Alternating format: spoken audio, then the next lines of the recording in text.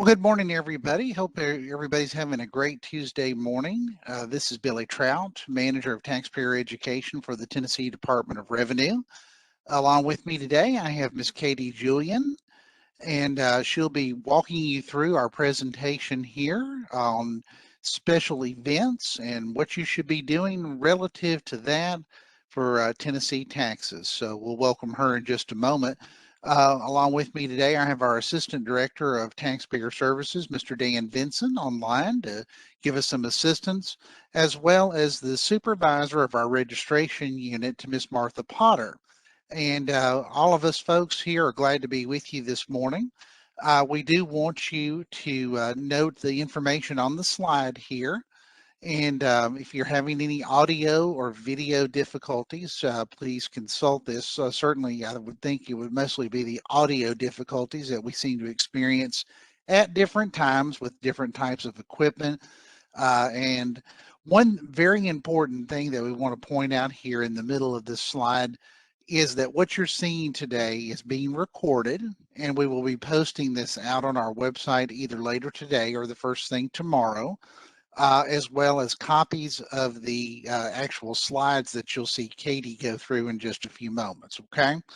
At the end of the presentation, we'll also discuss how to get in contact with us at the Department of Revenue. If you're not familiar with that, you'll know the email address that you see right there towards the bottom of the screen, as well as our office phone number is available for you at any particular time. So that's about it. I think we've got quite a few folks online with us here today.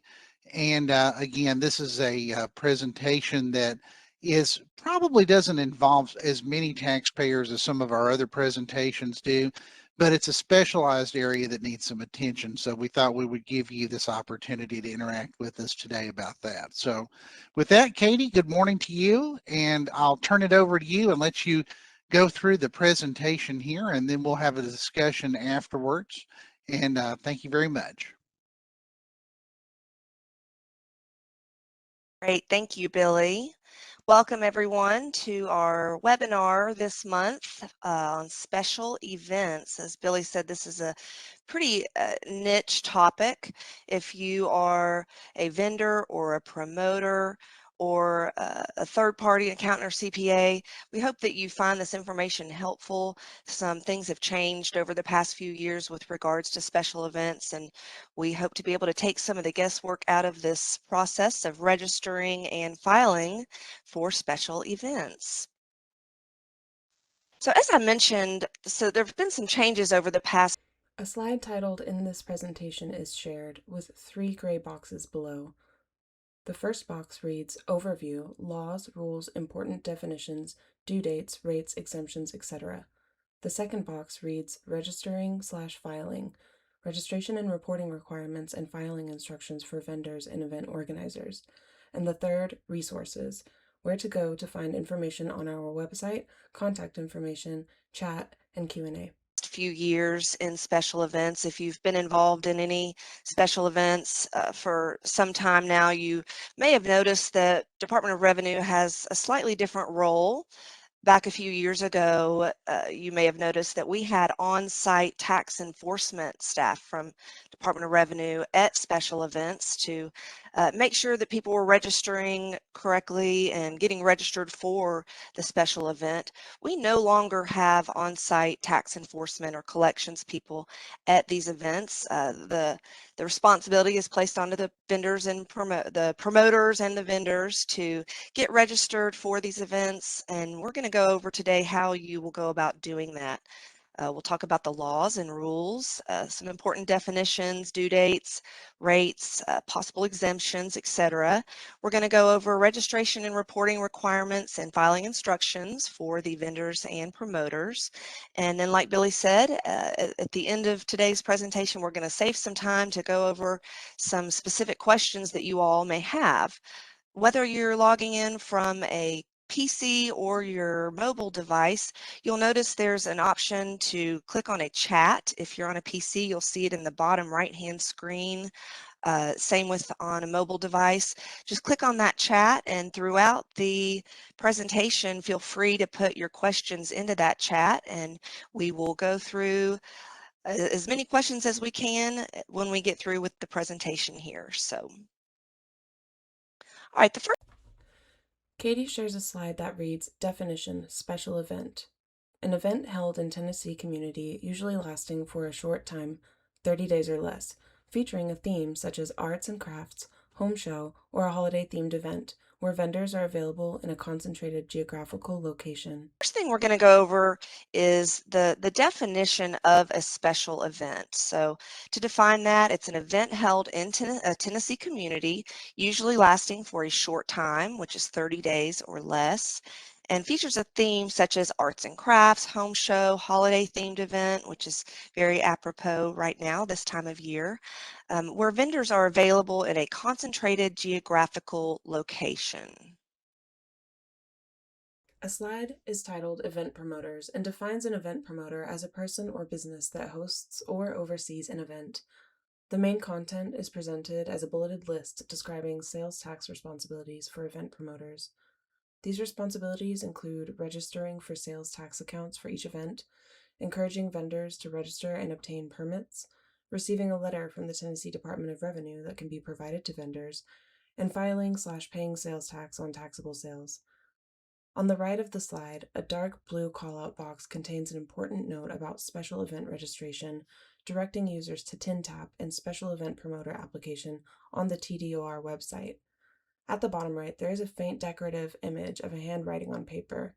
The slide uses a text-heavy layout with bulleted points and a highlighted information box to emphasize key requirements. So the players involved here, we've got vendors and promoters. First, we're going to go over the promoter responsibilities. An event promoter is a person or business that is hosting or overseeing the event. So the sales tax responsibilities for a promoter, registering for a sales tax account for each individual event. If a sales tax account is already registered, then the promoter will simply contact us at revenue.support@tn.gov to add the special event location and dates. If a promoter does not yet have a sales tax account registered, then you will submit a special event vendor registration application. We've got the link there, kind of a long hyperlink to be able to jot down, but like Billy said, we will have this posted on our website, and you can click on the link from the presentation that we post on our website there if you need to access that registration application. Once registered for the event, the promoter will then receive a letter from us that will provide some information. We'll show you that letter here in a few moments, and then you will be able to provide that letter to each of your vendors. In addition, a responsibility for promoters is to file and pay sales tax based on taxable sales. So you'll notice in the little blue box there, special event location and date registration is not available on TINTAP at this point. So when you do send the application in or send us an email to add a special event, you'll just need to make sure that you add that you include information about the location and dates. And then we will add the information on our back end here into our system to allow you to be able to file for that event. This slide shows a sample vendor letter from the Tennessee Department of Revenue provided to special event vendors. The letter outlines key information such as vendor tax responsibilities, special event registration, filing tax returns through TINTAP, the event details, the application sales tax rate, and a link to the vendor's special event registration application. Here is a copy of the letter. It's quite small. You can't really read everything that's in there, but just to give you an idea of all the information that's in there is how to register for the special event with the department, how to file the tax returns via TINTAP. It'll give you the event's name, city, and state. the rate of the city where the event is being held, and a link to find the vendor's special event application for registration. So promoters, when you get this letter from us after you have registered the event with us, just provide it to your vendors, and it'll provide the information to them that they need to be able to move forward. This slide, titled Event Vendors Defined, defines an event vendor as a person or business that rents space at the event to sell items. It briefly outlines vendor sales tax responsibilities, including registering for sales tax accounts, registering for special events when required, and filing and paying tax on taxable sales.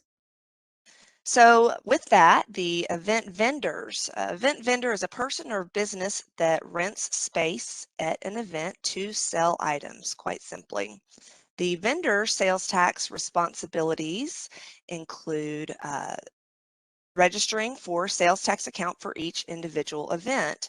So if a sales tax account has already been registered for, if you're a vendor and you've participated in this same event in the past, you will simply just contact us at revenue.support@tn.gov to add the special event location and dates, and then again we'll make that specific event location available to you to be able to file after the event on TINTAP.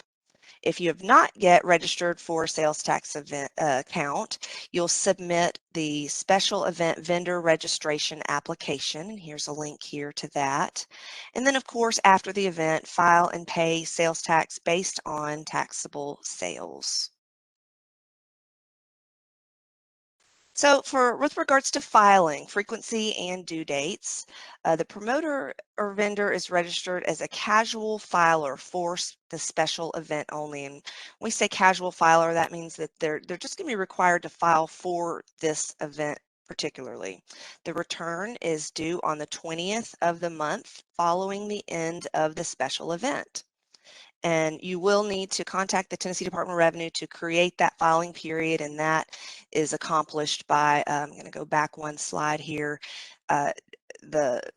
if you've already, once you contact us to let us know to add that special event location and dates, you've already taken care of that. But if you were to forget to do that before the event, definitely do so at some point before the 20th of the month following so that we can make sure that Katie shares a slide titled Filing, Frequency and Due Dates. The slide explains sales tax filing requirements for special event promoters and vendors. It distinguishes between casual filers, whose returns are due by the 20th of the month following the event, and the regular filers, who must file according to their assigned monthly or quarterly filing schedule and include special event sales in their returns. we make that location available for you to file. So if a promoter or vendor is registered as a regular filer, you'll file according to the frequency determined for your sales tax account, whether that be monthly or quarterly, and include the special event sales for the applicable period on that location that'll show up for this specific event. Katie shares a slide regarding filing on TINTAP. You can file on TINTAP by going to www.tn.gov/revenue and select TINTAP. There you can schedule payments in advance, you can have automatic correction of common errors, amend returns, access returns, certificates and letters, and more. Katie speaks to the slide.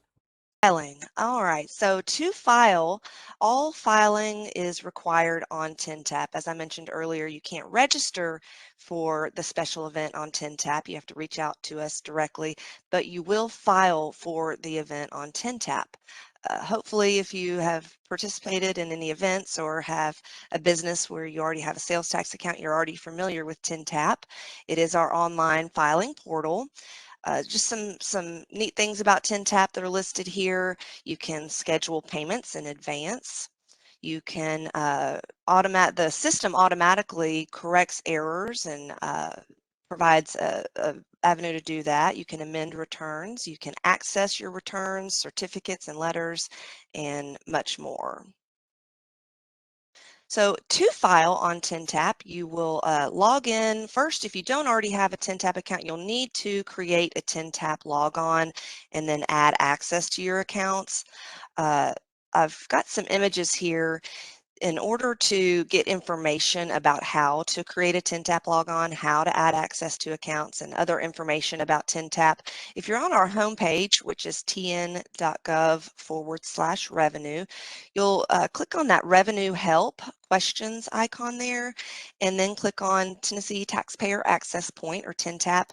And from there, this is just a brief snapshot of some of the articles that we have, but these are the basics about how to just general TinTap how-to videos, general information about TinTap, how to log in, registration, payments, tax returns, and we've got some great videos on our TinTap Revenue Help section as well.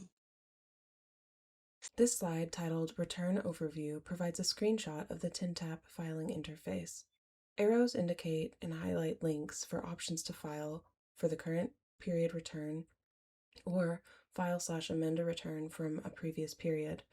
The slide also includes links to additional filing resources, such as sales tax return completion guides and a TinTap how-to video. So once you are logged into TinTap and have already added access to your sales tax account, this is a snapshot of what it'll look like to you. You'll just simply, in order to file, click on View/File Returns. And you can also just click on File Now if you are ready to file for a current period. To get more information about how to complete a sales tax return, we have some great resources out there. We did a webinar just last month, actually, on completing a Tennessee sales tax return. As I mentioned in our TinTap how-to videos section on Revenue Help, there's also a video about filing a sales tax return.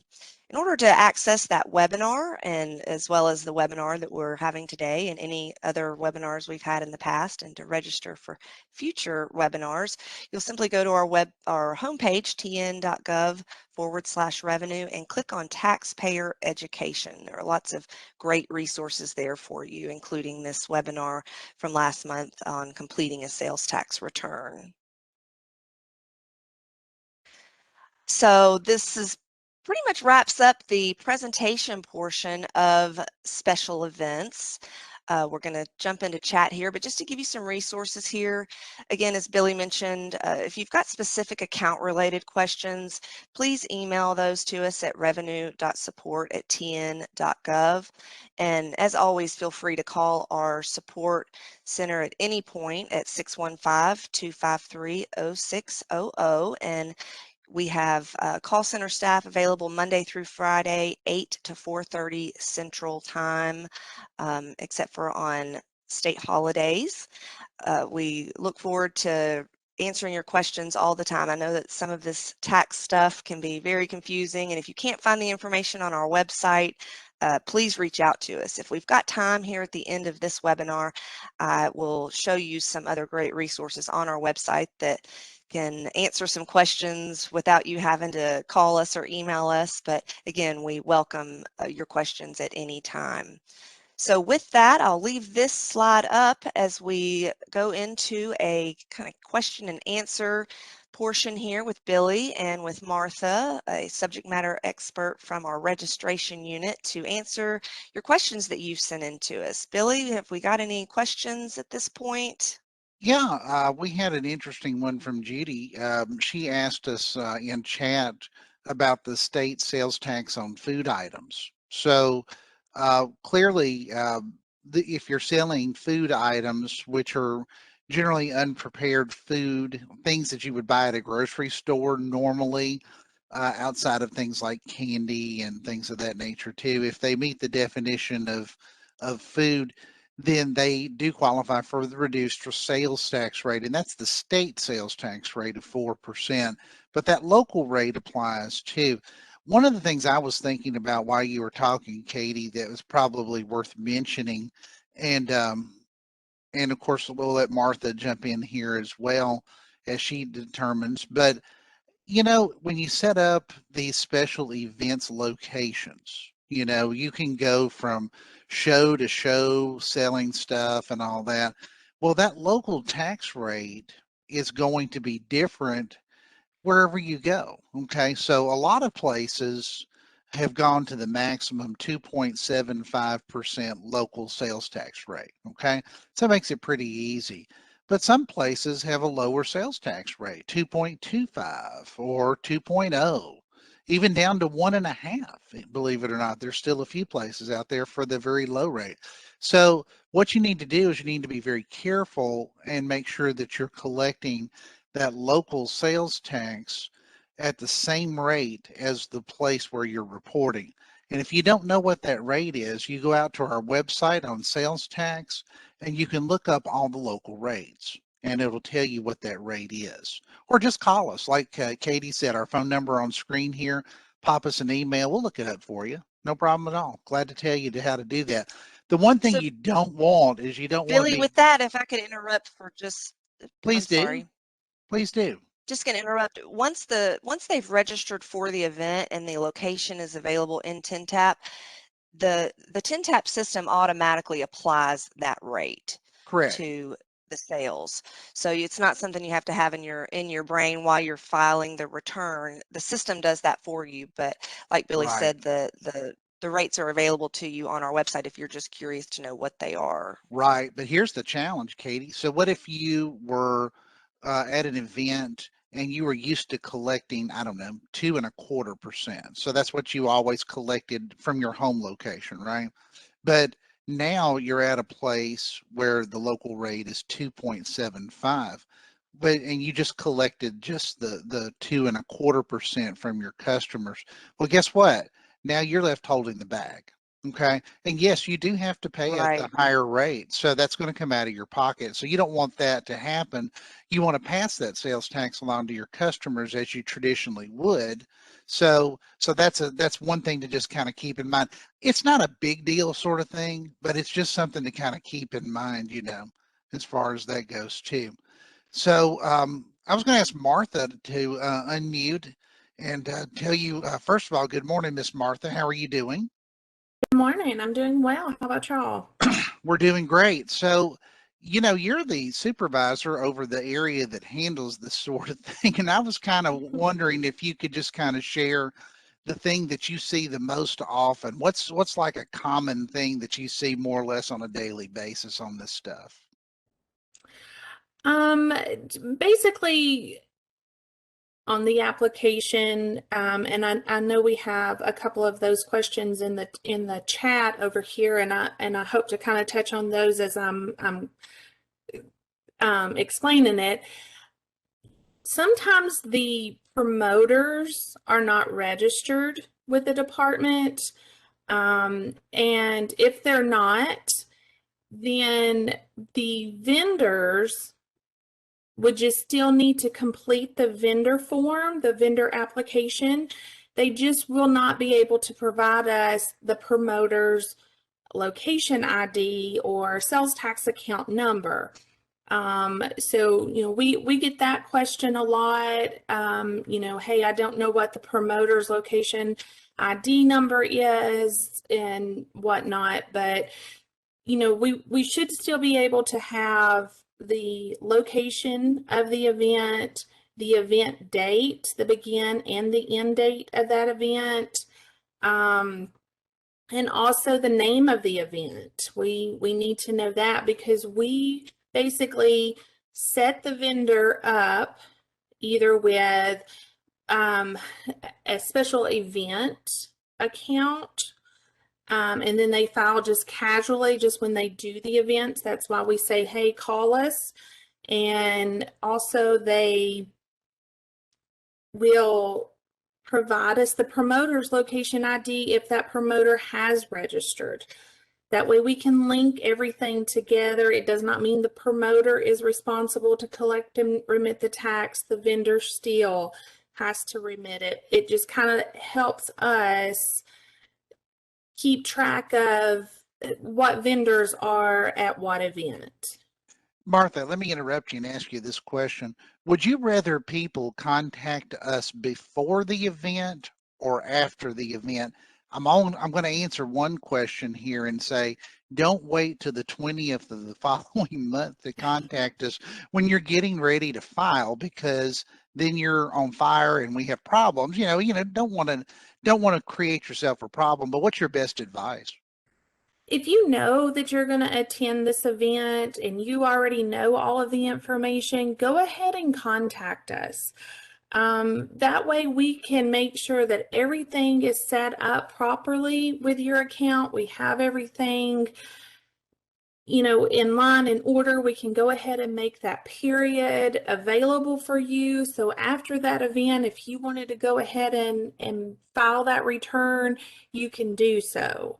A lot of times, if you wait until after, you run the risk of, if we have a high call volume, you may be on line for a little bit, or we find an issue with your account that may take us a little longer to get everything straightened out to where you're able to file that return. So we don't want anybody to file late and, then be assessed a penalty or something for not filing on time. Yeah, and Martha, do you think that email is a better choice than phone calls, because they can put all that information about the location and the address and all the start dates and end dates and all that? I do. I think that, any of those requests can be sent to on the screen. It's the revenue.support@tn.gov. You just provide us your sales tax account number, the date of the event. If you have that promoter's location ID, provide all of that information, and we can go out there and get everything submitted and active for you. Okay, very good. Martha, were there any other things in chat that you wanted to touch on yourself, or did we want to go to something else? There was, I think I did see one. Dale, I hope I answered yours. Sometimes we like for the promoters to register with us. So if for some reason they don't get set up with us in time or something, then all you just need to do is submit an application, the special event application for each event that you do. If you've already done an event, then you just need to know that you need to provide us the dates, all of that information, so we can do that. But if it's a whole new event that you've never attended before, you do need to apply to get a new location ID for that specific event. Okay, very good. Very good. One thing that I had looked up before our event started today was some special stuff in sales tax law regarding admission charges and things like that to these different places. So, if you go to an event, sometimes the promoter will charge an admission charge, and those are generally taxable. But there are some exceptions, and I'm not going to go through this laundry list of information, and most of this information is posted out on our website. But just for your general information, did you know that if you're a county fair or an agricultural fair, the amusement tax, which is the equivalent of sales tax, by the way, does not apply to those admissions. So that's sort of a good thing to know about there too. Also, if the event is being run by a nonprofit organization that's exempt under IRS Code Section 501C, then the admission charges are also not taxable. So that's an important thing to remember as well. Um, clearly we get a lot of specific questions about different things. So you definitely, if you have any questions about that, if you'll pop us an email or give us a call, we'll dig for you and find out the exact answer based on your fact set. But I think it's really important to try to get it right up front.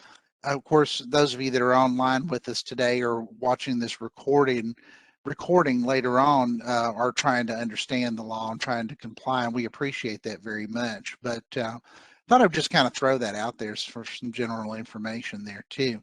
So Martha, Hey, Billy, I was just going to let you know too, real quick. I threw a link to information about local sales tax rates into the chat. So thank you, you Katie. had some That's questions great. about that. That's great. So it's right there for you too. So Martha, let me ask you another question, please, ma'am. So if you could just wave your magic wand and have people do something that they are either doing wrong or they're not doing at all, what would you recommend that they change? How about that for a question? Wow. Would it be the timeliness of your request? I'm just thinking out loud because when we get requests in, we get hundreds of requests for assistance a day via phone or email and various other methods in the Department of Revenue. Um, the one thing that I see personally, and you may agree with me or not, Martha, but I think the biggest thing is to make sure that you give yourself a little bit of breathing room. Okay, so if it's coming up on the 20th and it's 3 o'clock in the afternoon of the 20th, that's probably not a really great time to try to solve your problem. Maybe if you can do that like a week or so ahead, that would be a great thing too. One other thing too, about 10 tap that's very cool if you haven't figured this out yet is you can file your taxes, okay? And then you can schedule your payment to come out on the due date. Okay. So, in other words, you don't really have to wait to the last minute to do your taxes just so you don't have to send us the money at that point. Just change the due date, or excuse me, the scheduled date on your payment to be timely as of the last day, if that's what you choose to do. And then that way you can kind of put everything to rest and you won't have to have any stress about it. So, that you can use across for any type of tax filing with us. Katie, are you seeing anything else we need to discuss today? Let's see here. A question from Dale. If my account is set up as regular, so you're a regular filer, do I still need to set up a special event info for each event? The answer to that is yes, you still would need to register the specific event so that we can add that location to your consolidated sales tax return. You would still go in on your monthly, if you're a monthly filer, go in and file, but you'll see a special location ID for the special event, but you would be required to file it at the regular frequency that you're used to filing. And I think we talked about the fact that that's on a casual basis. So we would make that period available. So if you went to a Christmas sales event, in November of this year, which was very typical, of course, of where we are right now, then that period for November would be available, but it wouldn't show up in subsequent months. Now, next year, when you get ready to come back to that event, then you'll need to give us a call or send us an email and say, hey, I'm going back to the Christmas in the Country event, and it's at the same place it was last year. Can you make my November period available? And lo and behold, like magic, we do it. It's so easy, especially since it's already out there. We just have to do a couple of clicks on our end, and you're ready to roll. So, again, not on the 20th though, right?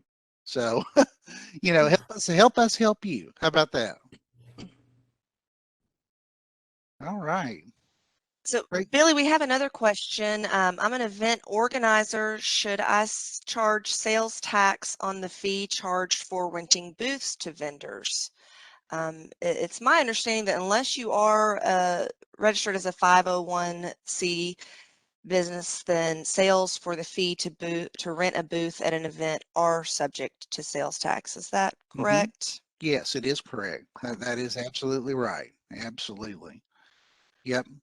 So, yeah, that's certainly something that we need to talk about. So, basically these events and the different things that go on here have different nuances about them. But as far as booth rentals go, they're pretty much taxable unless you're a 501c3 or a 501c exempt organization. Okay.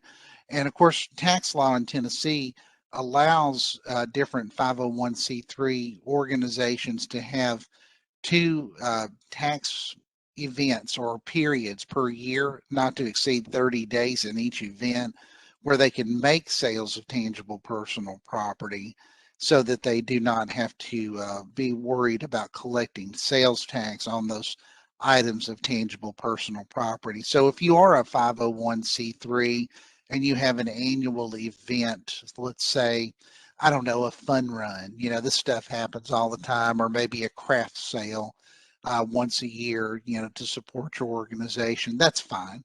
As long as that event doesn't exceed 30 days and it's no more than 2 events a year. The Department of Revenue doesn't ask that you collect tax for that. Okay.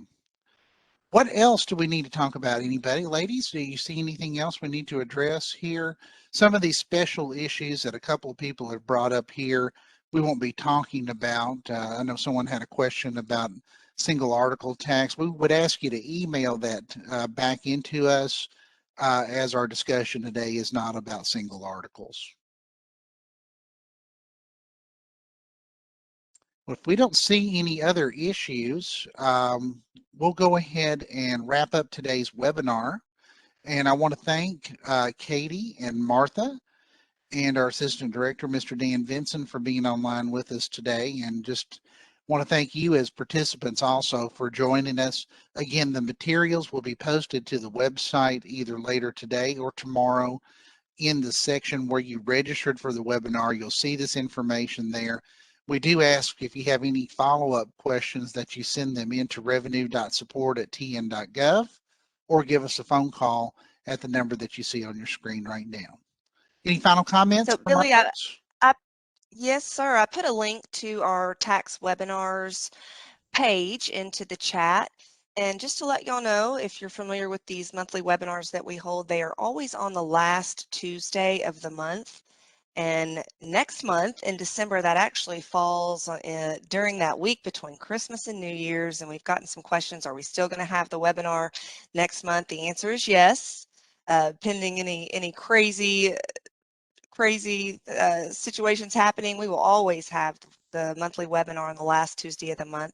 You can follow that link that I just put into the chat to register for next month's webinar, which is on reporting sales tax by destination. We do have some changes coming in early 2022 regarding out-of-state businesses selling to Tennessee customers, and some changes that are going to be implemented, and that's going to be a really great webinar. I know it's an interesting week with a lot of people being off the week between Christmas and New Year's, but we hope you'll join us for that one. Some really important and good information coming next month. And we don't have it on our, let's see here if we have our I will say January one. Yeah, January we do have out there, Katie, and We it's going to do. be our 10-tap overview.